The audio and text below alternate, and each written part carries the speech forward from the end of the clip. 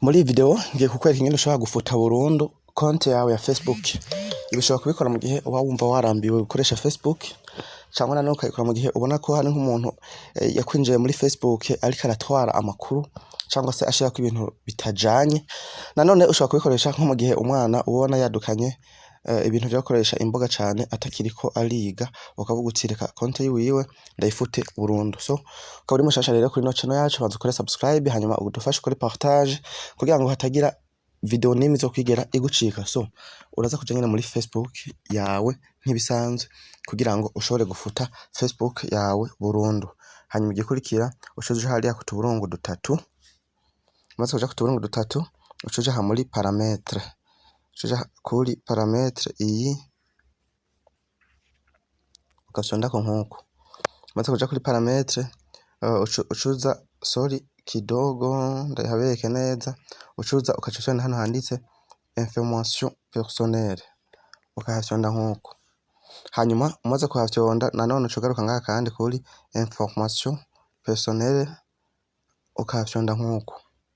Hanyuma urabona baca bakuzana amanimero yawe ukoresha kuri Facebook, bakakuzana n'ibindi. So wowe uraza gucumanuka kuri kano kajambo kanyuma kanditse ko ngo propriété et contrôle du compte, uca hafyonda nkuko. Hanyuma curaba ahantu handitse désactivation ou suppression, aha hepfo naka kanyuma ngaha désactivation ou suppression ukafyonda nkuko.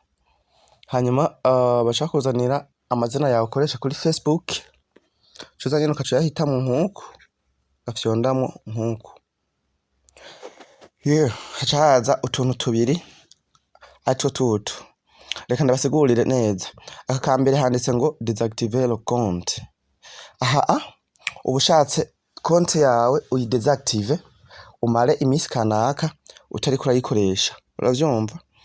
Base wumva uyidésactive hamwe atamuntu aza kurungikira message, hamwe atamuntu aza kurondera ngo agutelefone nko kuri messenger n'ahandi, basi bimeze nk'iri block ikaja muri nkuko tuyishira muri corbeille compte igafata imisi kanaka itari kirakora. Na uravyumva nyene ku désactive basi nka application mubona iyo application désactive muri parametre yagenda ikibikayo, mugabo hajya ukayibura mu application.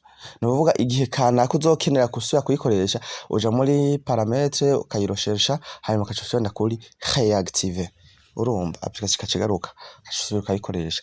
Na udésactive compte iragenda ikabura, abantu bakakubura, mugabo igihe kanaka uzoshaka kuyikoresha ugasubira ukayikoresha. Sawa, kuri aka kaho hepfo rero akanako twimuriyeko ni supprimer le compte. La suppression du compte de votre compte est définitive. Aha nitwaca kuri suppression définitive biravuga ngo nta gihe na kimwe uzongera gukoresha Facebook, ntuzosubira kuyibona ahantu hose wagiye ugira ama commentaire ku ma publication yawe. Iyi konti iragenda ikavamo burundu, ikavayo burundu, bakayibura. Nyuma ari umuntu mwandikiraniye message yagenda ikirotira, izina ryawe rikirotira akakubura. So tubwire rero tumatifute burundu, tuca hano kuri continue. Bakwereka page ya votre profil Facebook qui se supprime, bashaka kwereka ama page yawe yose wuguruye, nayo nyene bakakubwira yuko aza guca afudika yose. Birumvikana yuko aya ma page yari yegamiye irya compte, mu gihe supprime irya compte nayo nyene aca hita. Ushufise akantu kafyonda continue. Baca bakubaza impamvu imbere yo kufuta konti yawe, ati twashaka kumenya nimba hari ico twogufasha cyangwa se ikibazo waba warahuye naco katitubwira. Je pense trop d'autres sur Facebook. Ashaka ati je passe trop d'autres mbere ati jewe maze igihe kirekire kuri Facebook nta nyungu nigeze mbibonamo, canke j'ai des doutes sur la confidentialité, mfise amakenga. Hanyuma je ne me sens pas en sécurité, mba numva ntatekanye ndi kuri Facebook. Mugi umva wewe ndiko ndagusigaza zino mpamvu zitandukanye kugira ngo uzoronke izoha Facebook ibone gufuta burundu konti yawe. Mon compte a été piraté, atari abantu banyinjiriye kuri konti yanje. Je ne trouve plus Facebook utile. Tije Facebook mbona takishimisha, nta kamaro mbona imfitiye. Nkoreka tugeti twebwe twamaze kuba pirate, ça va? Ushobora kuri continue. Hama sécuriser des comptes sur Facebook, protection de votre compte. Je te souhaite de continue. Yana ca dusoma tugasoma ca dusaba kandi dusyonde continue